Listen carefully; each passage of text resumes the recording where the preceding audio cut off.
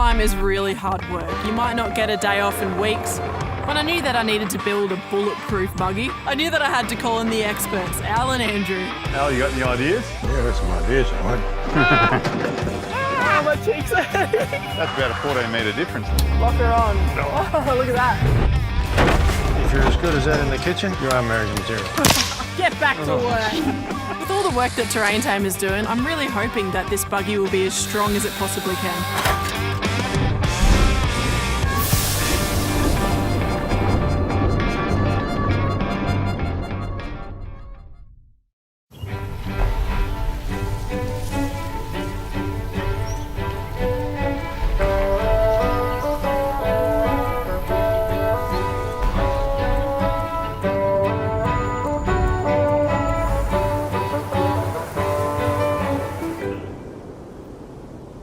We're going to get stuck into the steering knuckle now, a swivel hub assembly, whatever you want to call it. And also, you've got quite a bit of damage to tie rod in, see all the boots and rubbers have perished. So we're going to go right through all this and replace it all.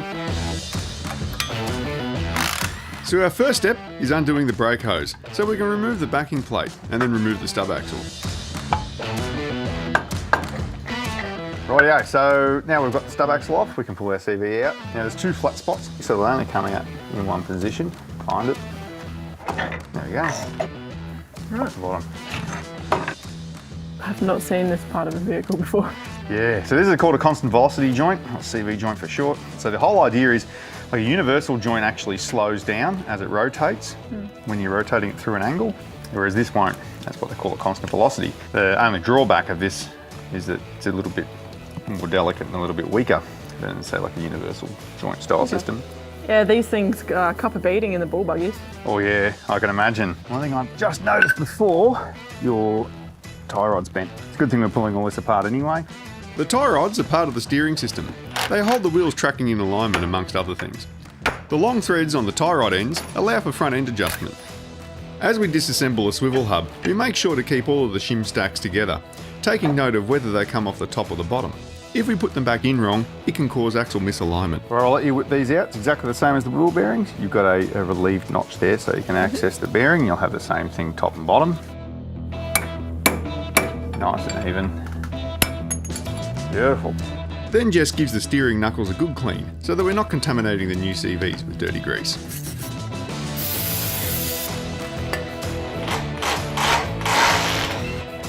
Is that something I can do? Oh yeah, depends how hard you can hit. Do you want to find out? All right, whereabouts do I hit? Just like we did with the steering arm, you want to hit it end on. That can be really stubborn. Try that. It's alright, my nickname's Lightning too. Never strike at the same place twice. Dang. Beautiful. It's a big workout for a fat truckie. Only 6 more to go. You're joking, right? I am. This is an inner axle seal.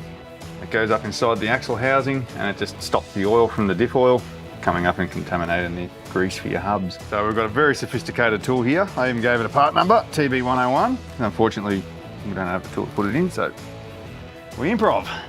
Because we're working in the bush and don't have the seal driver to install the inner axle seal, we've improvised and using an old tow ball. The steering knuckle seals are made up of several pieces: a rubber seal, a support shim, a felt seal, and 2 retaining plates. We give the stub axle a good scrub, ready for reuse. Okay, so this is all the steering arm bits. We've got a tie rod between the 2 wheels, which is good, except it's bent. We'll just straighten that out. It's been hit by a rock or something, or some guy might have put a tow rope around it and bent it. That happens. Drag link, that goes from the steering box down to this side. And as the suspension goes up and down, hopefully it doesn't steer one way or the other. Tie rods, look, they're too tight or they're too loose. We're going to replace them. We've got all these Terrain Tamer stuff here. This crummy old steering damper. One of the best things we've ever got on my vehicle that worked, that project vehicle, is a steering damper. They're brilliant. I've been away with people that have got blood on their hands after the end of a day fighting the blooming steering wheel. They're perfect. They're really good. And we'll whack one on there. It's got ball joints both ends, which means that when these do move and distort, the ball joint will cope for it. But these, they don't, they jam up. This teeny little thing, we'll get rid of that. Ball joints, yeah, so they've got to be adjusted right up tight, back it off half a turn, and then more to the split pin. Never use your own sockets when you belt them on because you'll damage them. Someone else's. Use someone else's. Belt it.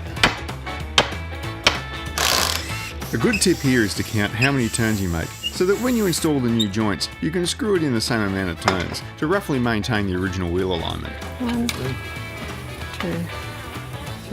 This hasn't been apart for years, right? It's full of mud and slush and dirt, and it's probably rusted on there. So just to give it an idea who's boss, I like to put it on something solid and give it a bit of a hide. Not terribly much, and be careful up this end, but that'll shake all the little bits of dirt out of it. But then I also pick it up off there, and I give it a bit of a hiding like that. If you were able to measure the vibrations in that, different there, it's different vibrations than if I pick it up. It's shaking like mad, it's scared stiff. When working with Al and Andrew, you know you're going to learn something along the way. Even if it's unconventional. So now we've got something just to bend this thing. We're going to hold it in the vise, but the moment I start bending this, it's going to squash that up. And all we'll do is put in there, I'll just chop off a bit of the old tie rod and screw it in there. You good at cutting? Yeah, I can do Right, we've got band-aids. Jess is cutting off a section of the old tie rodding. This will be installed into the end of the tie rod to prevent the thread from getting damaged while we straighten the tie rod. That'll do. No. Take her out there, honey. Now let's see that. If you're as good as that in the kitchen, you are marriage material. I have the feeling that because Alan's in his 80s, he reckons he can get away with comments like that. Can someone tell him it's the 21st century already? We're just about to reassemble your swivel hub, so we'll just start by repacking your kingpin bearings. Fortunately for us, the kingpin bearing preload and axle alignment is correct, and no adjustment is required.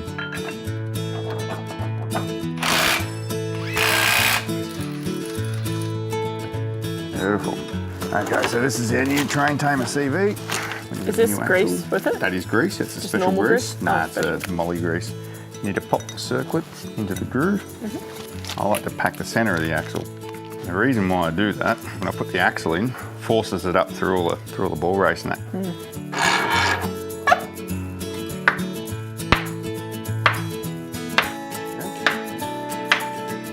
That's where your axle seal runs. Beautiful, like I bought one. Power tools or air tools are fantastic for getting the job done in a hurry, but make sure you check the final tension using a hand tool.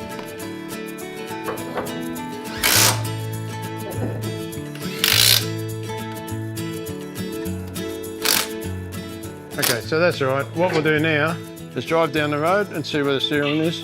And if it's not right, we'll just adjust it a little bit because the proof of the pudding's in the driving. So if there's nobody coming, we'll swerve it violently from one side to the other and just see how it reacts. Real fast. That feels a lot better than what it was. Coming up on the next episode, What are you doing under there? Aren't we supposed to be working on the BJ70? we're going to put a set of parabolic springs under your ute. They're quieter, lighter, more ground clearance. What's all this business? In the absence of something to test the suspension, this is one of the things that we're going to use. He looks happy. I mean, not that I can see his face, but he looks happy. Oh, my cheeks ache.